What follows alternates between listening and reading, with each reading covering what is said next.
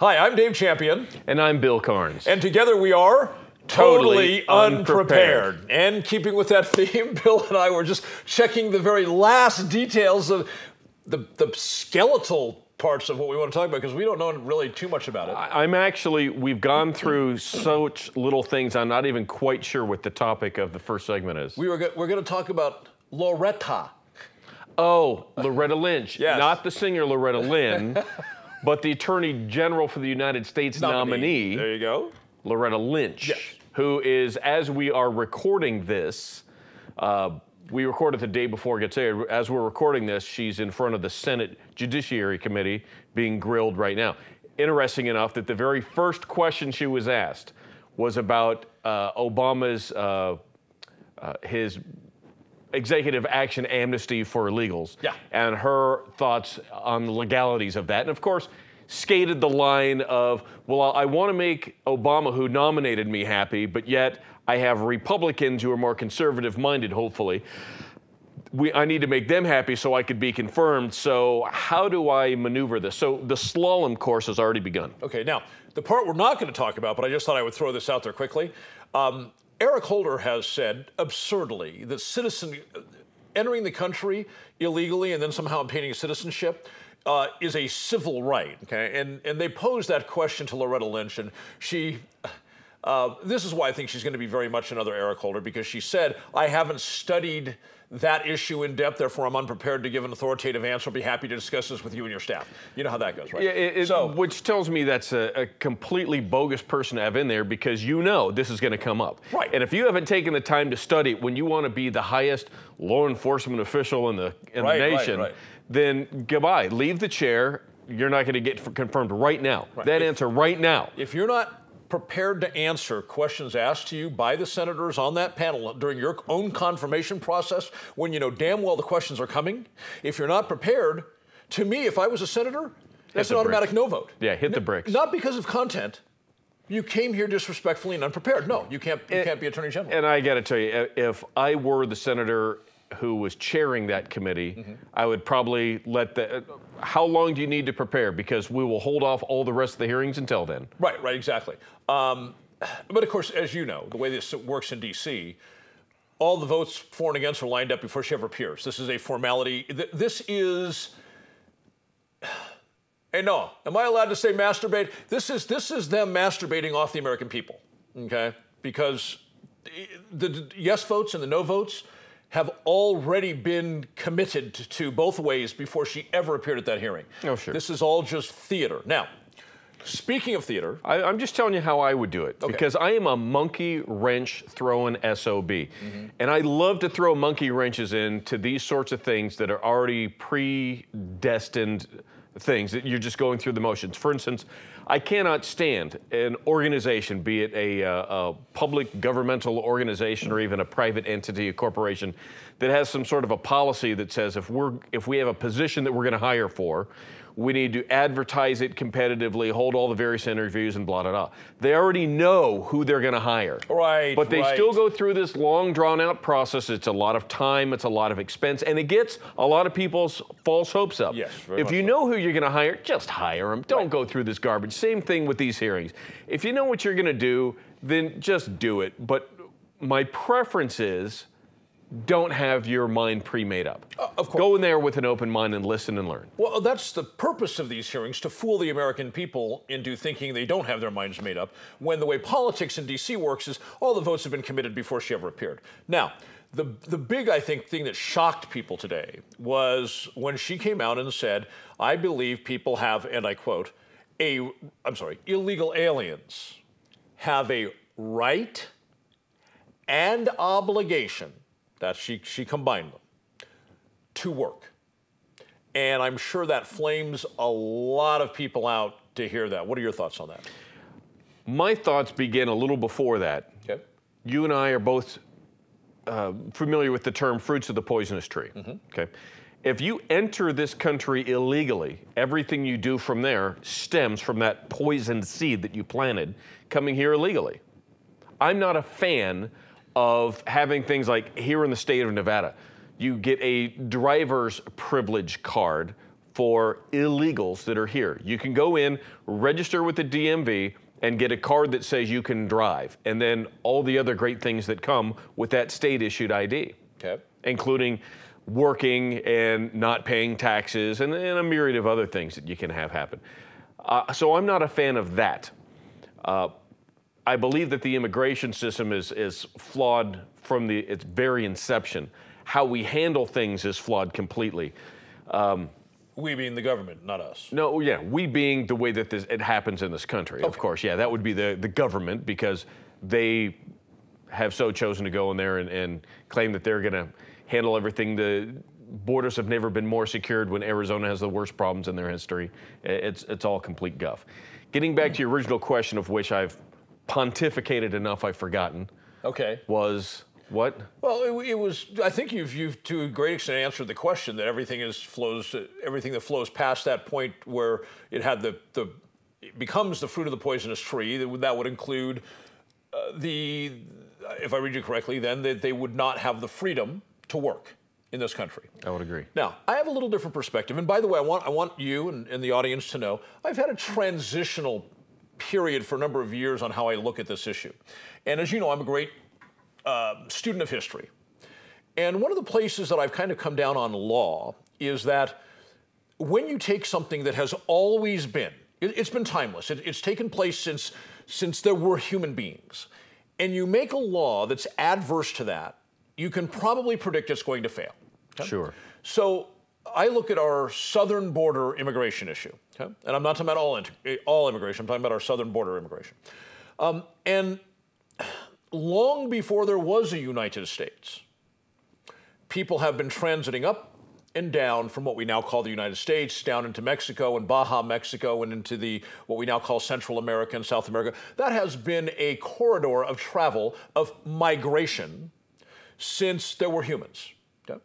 And of course, we know, I come from California, so I know that some of the biggest land holdings in California are owned by people of Mexican descent that were given that by the King of Mexico. And then when the Treaty of Guadalupe Hidalgo was signed and it was given to California, California agreed to honor that. Okay, so they still to this day own these gigantic tracts of land. Okay, so I look at this historically and I say, okay, if we've got these people by the hundreds of thousands, perhaps millions, that have been transiting this every year for time immemorial, and then you come along and you say, stop. What are the odds that's going to be successful? I think the odds are pretty slim. Okay, I would agree. And I think we're seeing that. So my question really is, have we set up a paradigm, has the United States set up a paradigm to fail? In other words, if you look at something and say this is doomed to failure before we created the mechanism, and then you get all, not you, but people get it all in a huff that it's failing, when it was doomed to fail from the day it was done, I wonder where we're going with that. I mean, where's the end game on something that's doomed to failure from the day you put it in place? Okay, prior to the Treaty of Guadalupe and the Mexican-American War, we didn't have things such as this vast and diverse national import, export, and international economy nearly to the level that we have now. Mm-hmm. That's really where this whole thing starts to get tripped up. It does, but if I may, that doesn't change human nature. No, it doesn't. Which is what I'm talking about. This has been going on forever, and we could be the most highfalutin, technically advanced, international, blah, blah, blah, blah, whatever. We can stack words on top of words on that. It's not going to change the fact that people come north and people go back south, and they come north and they go back south. Really, what we've tried to do is we've tried to put into place this bureaucratic framework. Yeah, you can come up here, as long as you jump through all our hoops. And I think that's sort of where we've laid the foundation of our own failure, in the sense that people are like, wait a second, you're creating so much time and money expense on my part to do it through your bureaucratic thing. I can just walk across that river right there. Well, and how is human nature going to solve that? It should not be a big deal to provide. If people want to do that, if they want to migrate north into the United States, mm-hmm. back across south into Mexico or Guatemala or wherever they come from, mm-hmm. if there's a mechanism in place to provide for that, so when they're here, They're not on the back. All of this really, Dave, I got to tell you, immigration would not be an issue if I know where you're going. We did not have all of these horrendous socialist money handout programs. Entitlement programs. Absolutely. If the entitlement programs came to an end, who would care? Who would care if they came across the then border? people would get off of their lazy fat asses and stop watching this TV show in the middle of the day. Thank God we're on at night. Have it on, play it like the repeats on at night later, and go to work. Or maybe you do watch it in the day because you work swing shift or grave. But if the people who were employable, they were physically capable of employment, great, they should be working and they shouldn't be on the government dole. If you're not employable, say because you've got some sort of a mental or physical handicap or something, there's got to be somewhere where you can fill in. If not, I don't know, drop you in the middle of the sea. I don't know. I'm not professing that. I'm just saying. If we had that, then we wouldn't have all of these Americans sitting on their fat asses when we have immigrants coming in from Mexico or any other country, and then we're paying them under the table, not a very decent wage to begin with, and then all of the entitlements that go on top of it. I see this a lot. I'm going to bring it down to a household level, okay?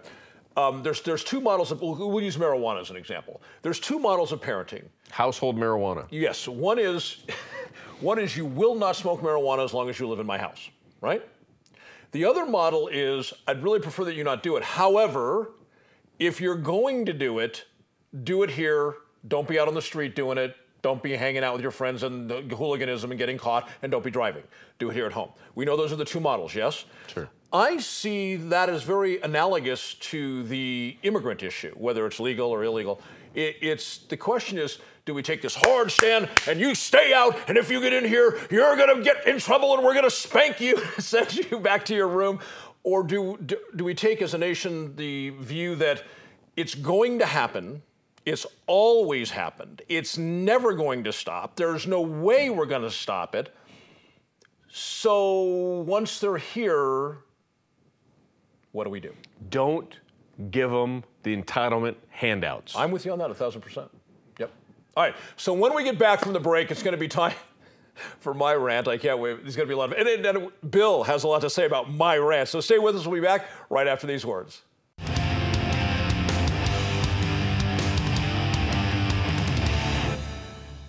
And we are back, and it is now time for...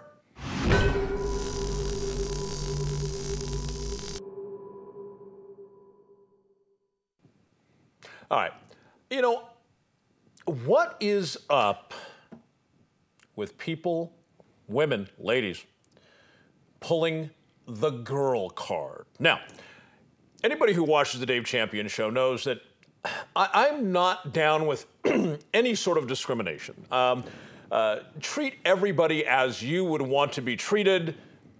Pretty plain, simple stuff. And so I don't understand when somebody claims a special sort of injured status and then says, it's like somebody, if you make a joke and somebody says, I don't appreciate that joke because I'm, I don't know, Catholic, and you made a birth control joke, or I don't appreciate that joke because my skin is darker than your skin.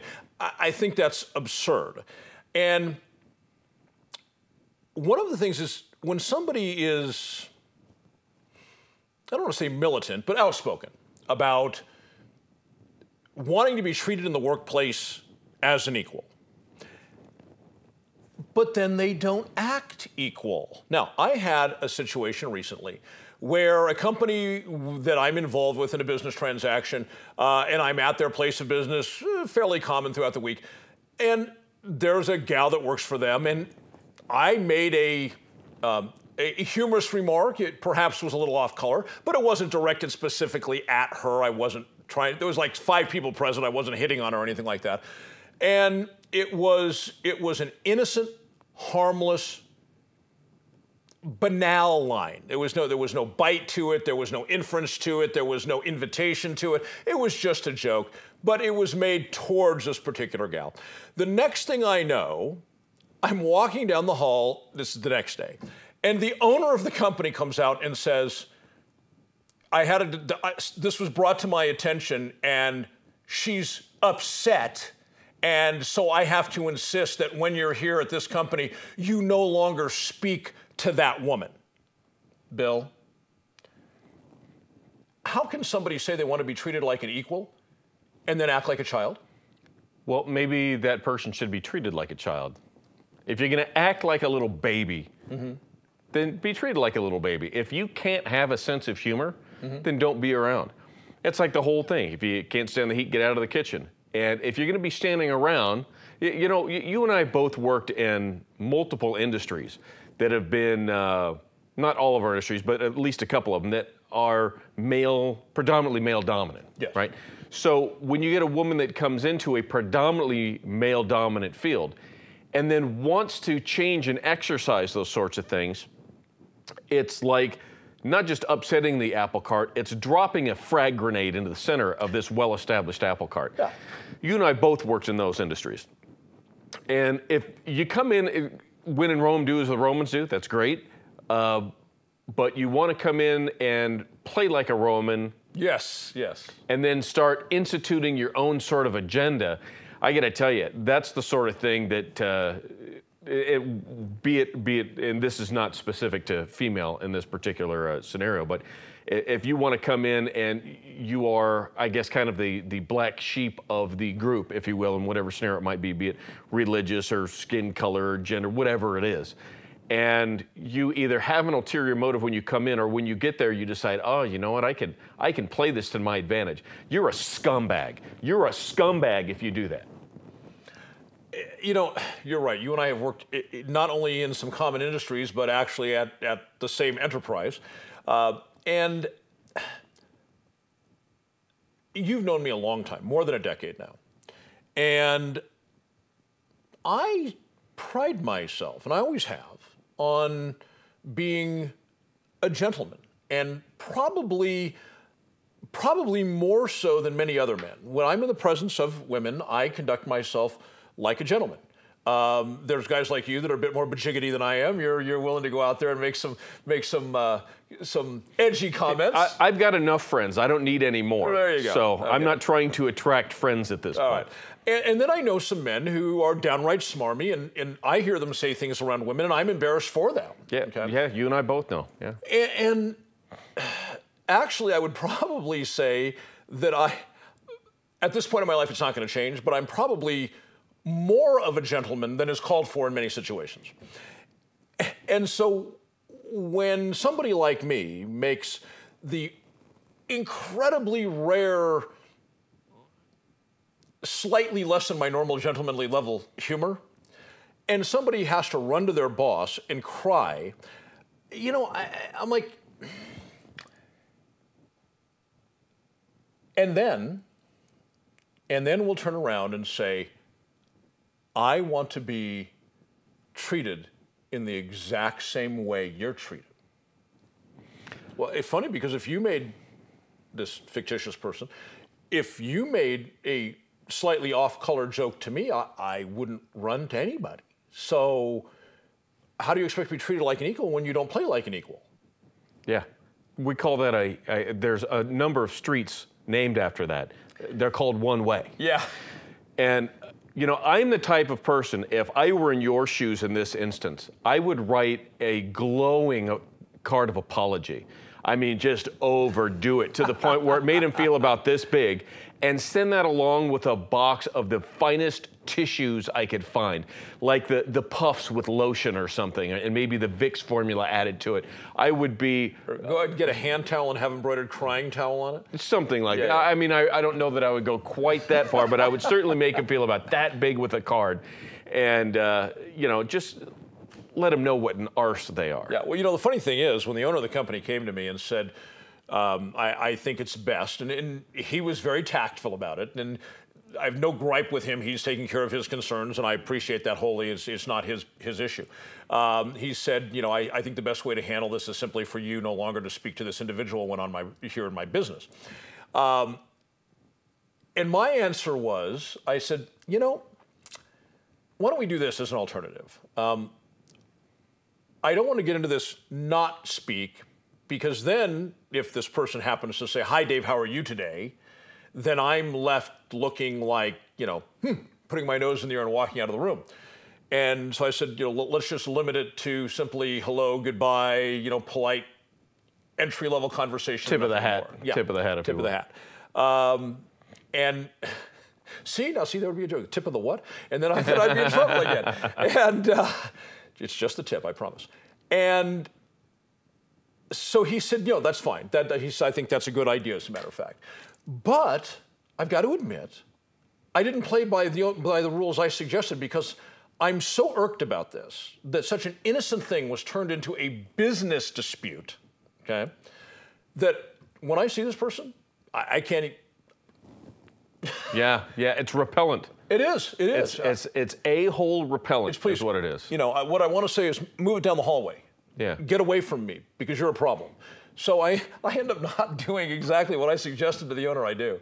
I think we've all experienced this in various professional atmospheres, where you get somebody who builds a mountain out of a molehill, and oftentimes, if you trace it back over any period of time, give it days, weeks, months, or years, and you see these sorts of peaks and valleys of problems, oftentimes you have very common denominators in there. Yeah. At the place you and I worked at, and it was funny, we worked at the same place, but we didn't work there at the same time. As a matter of fact, my last day was your first day. Yes. Right. And yet we still both had experiences with a couple of different people who did this sort of thing. Absolutely. That literally tried to play like, one of the group, and then once you get in there and you get to a certain level, now you can start dropping rocks in the water and unsettling the whole thing. And luckily, a couple of those elements ended up being ejected out of the pool, which was nice, I got to tell you. And that happened about the time I was coming on board, too. Yeah, and it was interesting, because that sort of thing happened to one person in particular, and a number of the others who were employed there were on one side of the fence or the other, and making phone calls and sending emails. It's like, oh, I'm so sorry all this happened, and you're a good person, and others like, I'm so glad you're gone, you're a scumbag, filthy a-hole. And then there was me, who was oftentimes the target of some of this BS. I didn't say a word. Never said a word. Being that I know who you're talking about, that must have been incredibly challenging for you to keep it closed. Well, no, it was great, because my whole thought on a particular individual that was behind a lot of these problems was just, I just want you gone. I just don't want you here anymore. By whatever means or measures, do it to yourself, which is what happened. Right. The person ended up getting so big for their own britches, did a couple of the wrong things, and ended up, you're out. You violated enough policies. You cost us money. Goodbye. I'll tell you another one. Playing the girl card, not in the workplace, though. This is a personal deal. There's a gal here in town who, she's got to be 50, and married, a couple of kids, and she watches the Dave Champion show and despises me. She hates everything I have to say, everything I stand for. But as a regular viewer? Occasional viewer, I think, at this point. Stumbles across the show, watches it just to get her blood pressure up. And apparently she wanted her husband to hate me too, okay? And I guess he wasn't.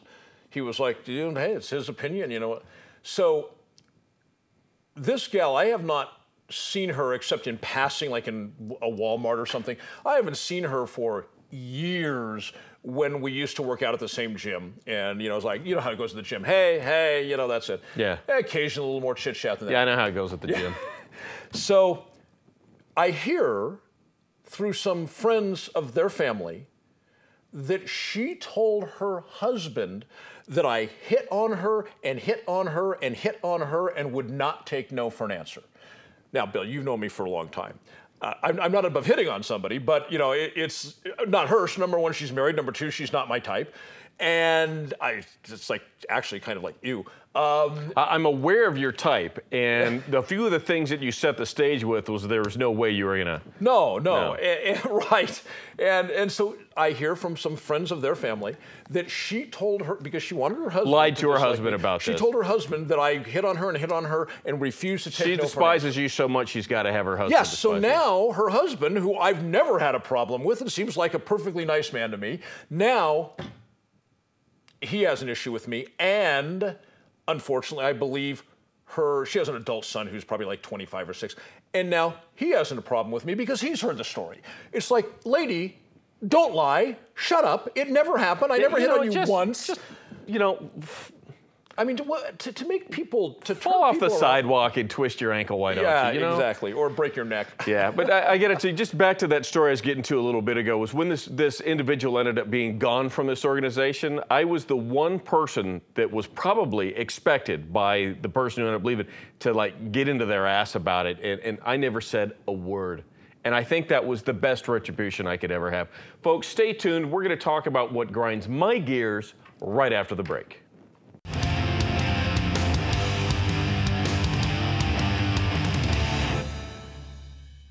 Welcome back from the break. Now, it's time for...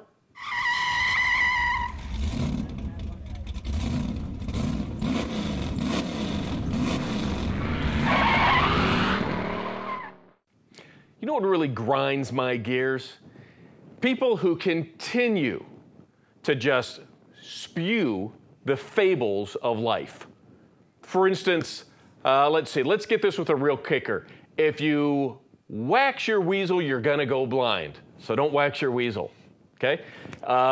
In the gun culture, which I've been a big part of for quite a long time, there's been all kinds of stuff. I just actually recently read a post on Facebook where somebody is saying, if you have an AK-47, you won't get anywhere near beyond 400 yards. It's just worthless beyond that. Well, I have to tell you, unless you've picked up a decent AK-47 and you know how to shoot properly, you can get that gun out to 800 yards without too much difficulty. I have a real problem with people that have all these various urban myths that continue to spew them over and over and over without ever actually looking into them. Another one that I love, my girlfriend has used this on me a few times. A dog's mouth is cleaner than a human's mouth. Dave, have you ever seen what my dog licks on their own appendages or that of others? There's no way that dog's mouth is cleaner than mine. I don't care how many times I hear that line, I'm not buying it. Yeah, and it's these same sort of things, and it runs the gamut. There are thousands of them. The interesting thing is, I hear more of them in the last few years than I had in the past, only because my girlfriend's mother gave her all of them. And she remembers a lot, and sometimes she'll throw one out at an appropriate time. Just bam, there's one. And it might be something I hadn't heard before or hadn't heard a long time. And I'm like, wait a minute, what? Oh, that's what my mom used to say. You know, your mother was a moron. And I'm sorry, baby, but your mother was a moron with all of this garbage. There's just some of these things, and parents seem to be really bad at it. Pretty is as pretty does. Yeah. Parents are usually pretty bad at it because they'll say something just to get their child to get in line. Yeah. So the kid will be bothered thinking about that line of horse manure. Is that what, really? Just please stop it. I was telling Dave a story at lunch. Glock firearms came out in about 85 or 86, somewhere around there. And in 89, I think it was, I was working at a gun store in Las Vegas on Saturdays. I'd work in the store during the morning and on the range in the afternoon. And every Saturday afternoon, the same group of blowhards would always come in. They had all their proper gear, all this stuff. They'd sit in the little lounge area and talk about the same BS day after day, week in and week out. They'd spend more time shooting the breeze than on the range shooting their guns. And it was always the same pontification of garbage. And one in particular was how Glock chambers were so tight, that's why you couldn't shoot reloads out of them, because that's what it says in the manual, don't shoot reloads. Right. It's liability. An attorney wrote that. I only know of one gun manufacturer who ever said, go ahead and shoot reloads through it as long as they're within SAMI specs and blah, da, da, da, da. Otherwise, they just dispense it, don't shoot reloads through this fire. Like 19 out of 20 of them say, don't shoot reloads. Yeah, and that's liability. It has nothing to do with the chase. So finally, one day I went in there prepared for these butt wipes with a micrometer, and I took down 8 or 9 of the various rental 9mm. We measured every single chamber. The Glock was the second loosest. So I said, there, now, you can stop with this one. Okay, write down the rest because I'm going to dispel the rest of them. I'm tired of you guys just, bringing in the latest gun rag and reading something that one guy came up with, like this garbage about a 400-yard AK-47 limit. It won't go anywhere beyond that. Then you don't know what you're doing. Right. Now, what was that euphemism you used for choking the chicken? Waxing the weasel, punching the clown. Waxing the weasel. That was a good one. All right, I will tell you, with these myths, right? You're going to go blind. I think it was 11th grade, my health class teacher was actually the assistant football coach. So it was kind of cool, a little gamier than like your average health instructor. And my friend Dave Harrow and I, we used to go and we remember the desks where you had to slide in and it had the part that curved around. Sure, yeah. We would drag ours to the back of the room so we could kind of, have our little, but we paid attention. We were polite because he was our football coach, right? So, but we were back so we could watch the rest of the class. What position did you play? Right guard. Oh, all right. Yeah. Right guard. Yeah. So anyway, so we're in the back of the class and we're taught. It gets to like the what in those days passed for sex ed, which was probably about a 15-minute discussion. Sure. And he gets to the point where he's going to talk about masturbation. And he says there's a ton of, this goes to your rumor thing, right? And he says there's a ton of stories out there about what's going to happen if you masturbate. He says the reality is none of them are true, and it doesn't matter what people say, everybody masturbates. He says, there is just one of those bajillion stories that actually is true. He said if you have ever masturbated, even once or twice, what you'll notice, you might not notice it at first, but if you take a close look, you'll see there's little tiny fine blonde hairs on the palm of your head. He did that to see a reaction, didn't he? We're sitting in the back of the class, and all we see is a sea of heads going. And he started laughing. He said, I believe I've made my point. Yeah, exactly. And he moved on. Yeah, oftentimes these sorts of tales that people put out there are designed just to get people to do something based on a scare tactic. And I am so sick and tired of it. It's ridiculous. And in the gun culture in the community that we're a part of, there seems to be a lot there. Oh, a lot of them there. You should check this and do that. For what? What scientific reason would you ever need to do that? Right. And I love it when people come up with things like based on where you need to have a bullet seated in a casing when you hand load a precision round based on the lands and grooves and the jump and the offset and blah, blah, blah. And they'll lay out somewhere, it's always got to be this. Really? Yeah. Based on what information? You've got different metallurgy, you've got different lands and grooves, you've got different dimensions, you've got different areas of the angle of the shoulder of the neck. And all of these things play into this unbelievable algorithm that needs to be figured out. And instead of figuring out the algorithm, just load it and test it. Yeah. It's going to be a lot faster. One that you're very familiar with. You and I both are aware of a very large firearms school in the area.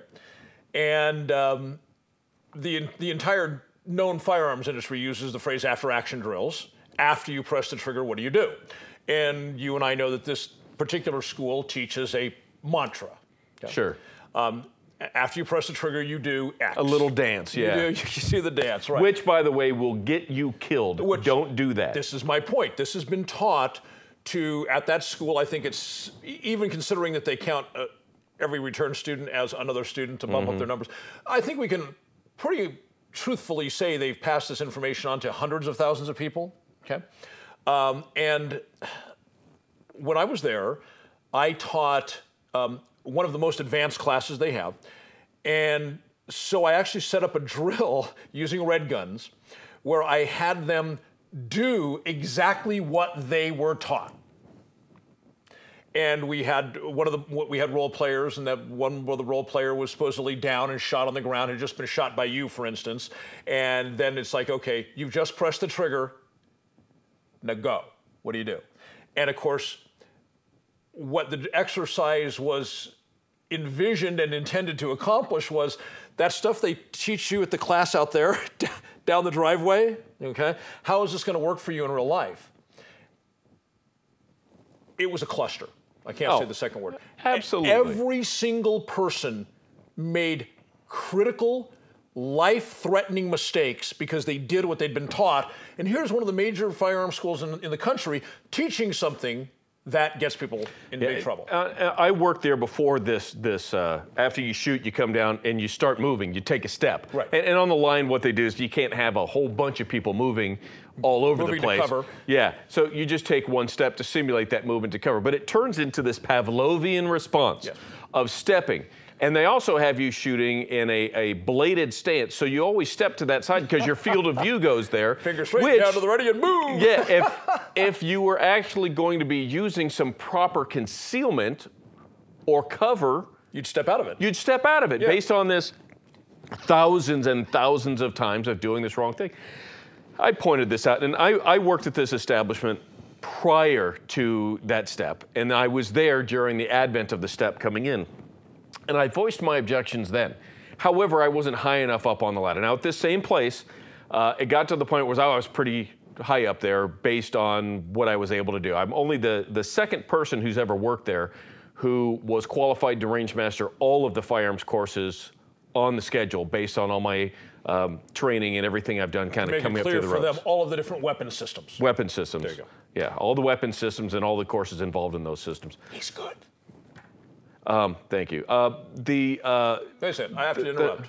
I've got to tell you, and I've said this to Bill's face long ago, but I want to make sure the audience knows, that what I said to Bill after the very first time I took a class that Bill was instructing, I said, Bill, your expertise is wasted teaching beginners, and I didn't mean that offensively.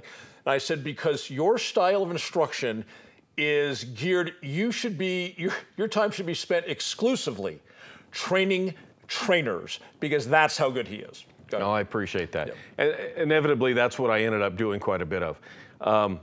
And it was fun. But I have to, getting back to this whole thing, it got to the point where I had a number of objections to a lot of the different techniques or methodology, even terminology that were there. And I did my best to argue my point as to why it's beneficial to change it to Y from X. Mm-hmm. And this is the added benefit, this is where the problems were. And several of those changes happened. The ones that didn't, okay, I wasn't happy with them. However, I taught the way they told me to teach. Because that was I towed the company line. Now that I'm on my own, right, I can teach it my way. And I've had a lot of people that have come to me. As a matter of fact, the last 3 weekends in a row, I have taught some sort of a class or another to generally newer folks or people that are getting back into it. Some of them have taken classes from me in the past and then kind of given it up. And then, hey, why is it different now and different then and different this, different that? Well, because these were the issues I had back then. Mm-hmm. I didn't get those changed. Now we can do it my way. And this is why. Here's one for you. The after-action drills that we're talking about with that school, it's been the same for many, many years now. And what's happened is societally, things have changed. When that method was being designed and brought online, it was very common to have a single adversary. Now that has become the rarity. Now most confrontations where you might die, there's multiple adversaries. So what you do after you press the trigger, in my opinion, should be significantly different. And that's what I teach. And yet that same school that claims that they're so forward moving they can make a change in this, they're still teaching stuff that's from the mindset of 20 years ago. Yeah, and their shooting techniques are a good 12 years behind the curve. Yeah. I mean, that's when we got the world-class shooters and the tacticians together and developed a new system. Folks, stick around. We'll be back for segment 4 right after this.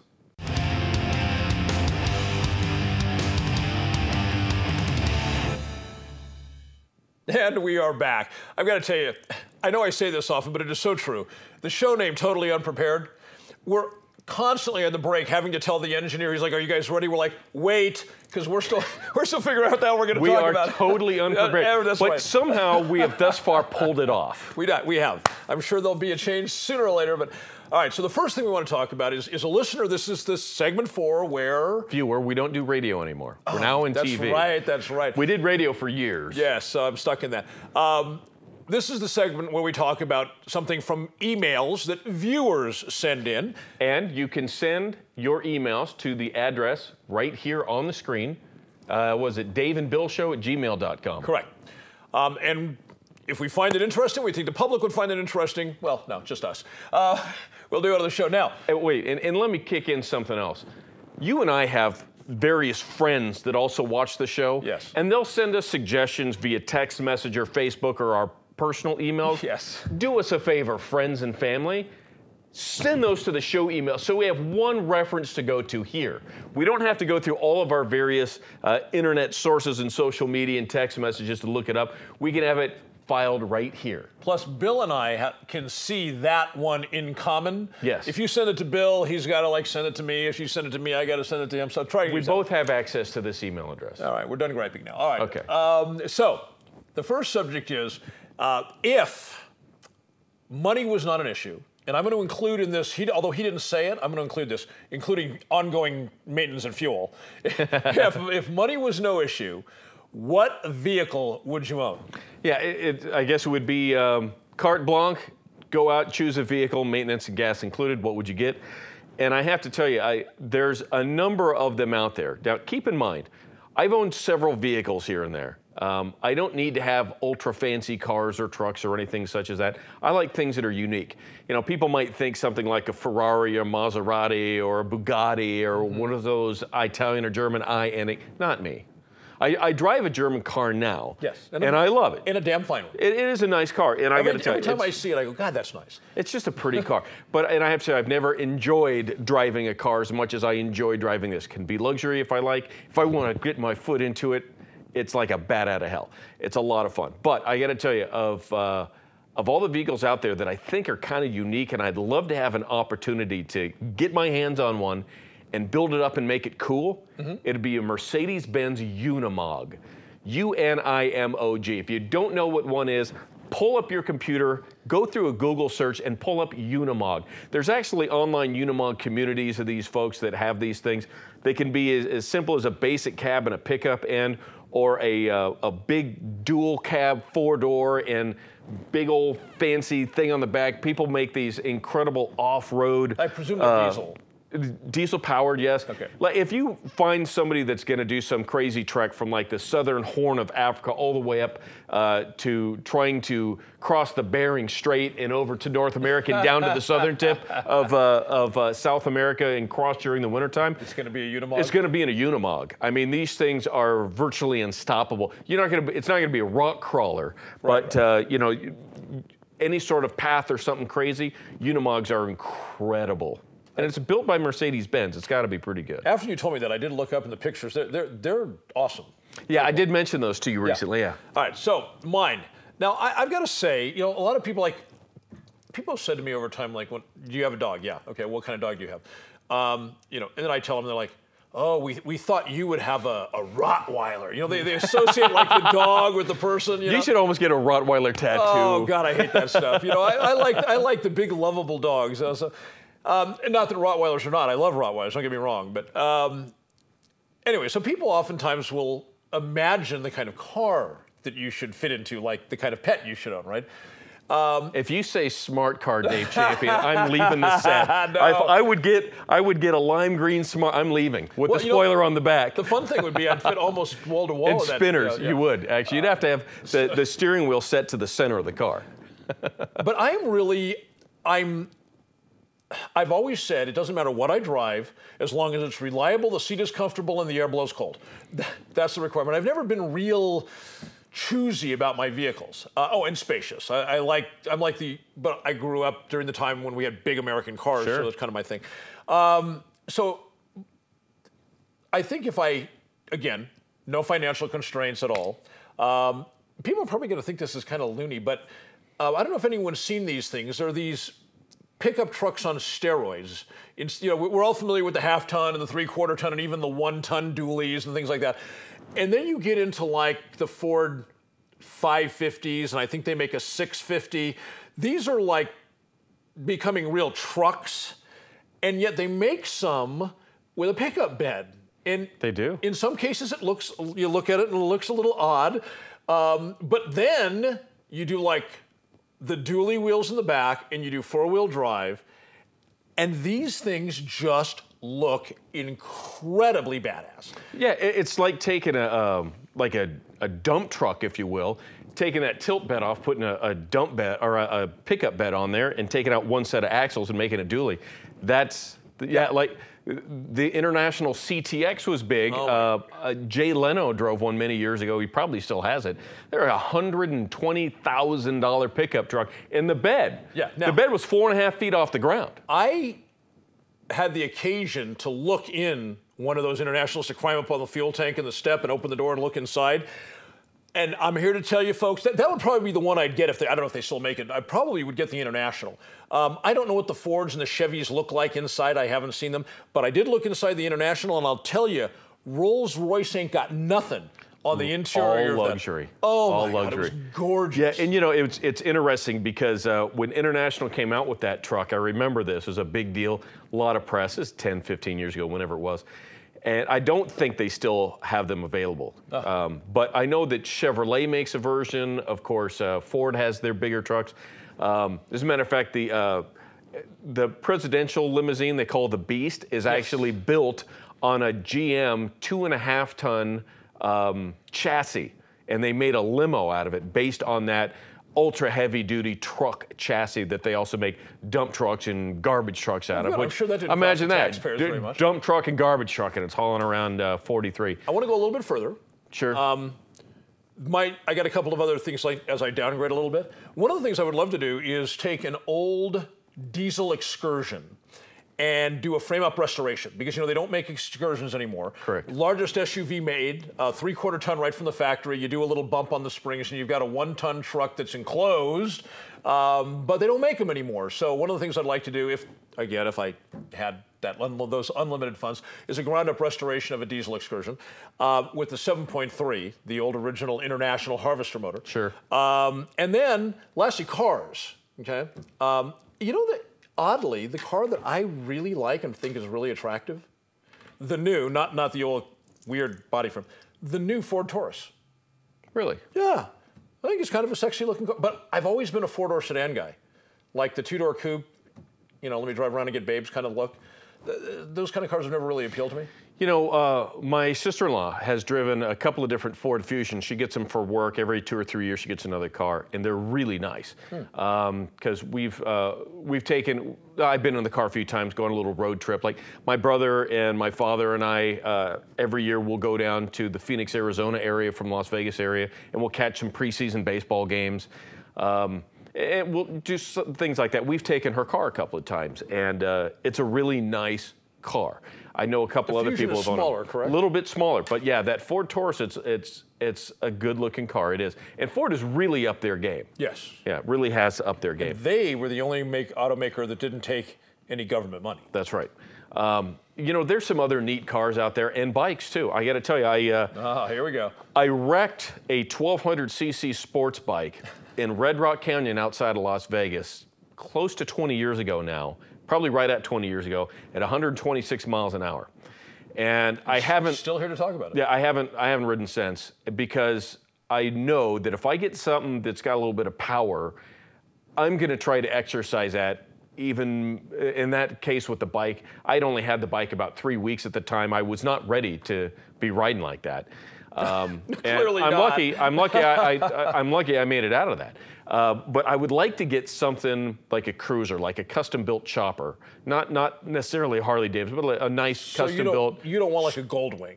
No, I would like a chopper, something I could ride, you know, for the day or something. And one of my goals I would love to do, I'd love to someday get a group of friends together, and maybe sometime in spring, get us and all of our bikes up to Chicago. A spring, not necessarily this spring. Not necessarily this spring, but springtime.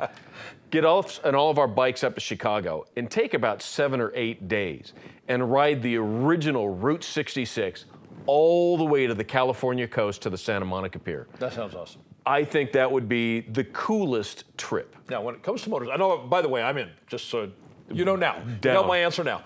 You know, I've owned quite a few motorcycles over time. When I was a teenager, starting at about 16 or 17, I always had a car, but I was never without a motorcycle, and I probably rode the motorcycle about 80% of the time.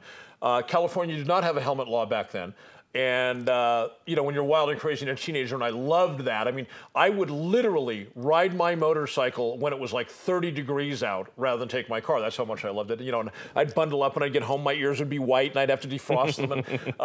And I wouldn't do that today, but I loved that when I was a teenager. But I've owned, I'm going to say probably from then till now, probably 10 different motorcycles. And the one thing I've never had, because I always look at it and say, God, that's an awful lot of money for a motorcycle. But I think at some point, perhaps in the future, if the money was there, I might really like to have, I don't know about a full dress Harley, but something along those lines, something that you can carry some things, clothing and items, and you can actually do some of the kind of things you're talking about. You know, and there is a certain Americana mystique. There is. Yes, and I've never owned a Harley. If I had something that was not a chopper, that was a standard style framed bike, I would want something that was unique, like an Indian or something like that, that would be custom built. Not that I would be custom building it, but I have to tell you, my midlife crisis car is a 1971 or 72 E-body, which would be like a Challenger or Barracuda. Ooh. With a 451 stroker in it, which is a 400 block board, 30 over, with cast iron, crank, journals turned down, blah, da, da, da, da. On the dyno with aluminum heads, about 725 street legal gas pump horsepower. When are you going to hit that point? Well, the time is there. It has to do with money. All right, my friends, it has been a joy for Bill and I to be here with you. Thank you for being out with us, and we'll talk to you next week. Take care. Bye-bye.